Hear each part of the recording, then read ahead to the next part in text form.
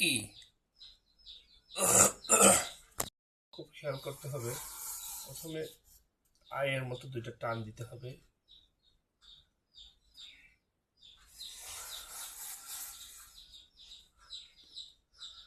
মাঝ বরাবর লক্ষ্য করে টানবেন।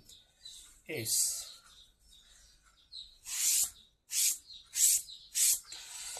টি লেখার সময় আগে উপরের যে টানটা আছে এটা দেওয়ার চেষ্টা করবেন সুন্দর করে,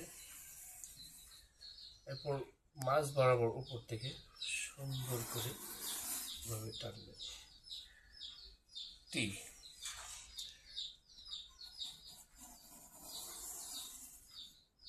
টি।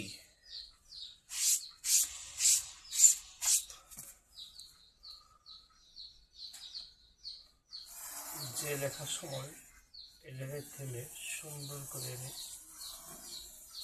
দিয়ে দেবেন জি। আশা করি ইনশাল্লাহ এভাবে যদি এক নং ভাগটা সুন্দর করে লেখান ILUFEST যে, তাহলে ইনশাল্লাহ অতি সত্তর বাচ্চারা লেখাগুলো শিখে যাবে।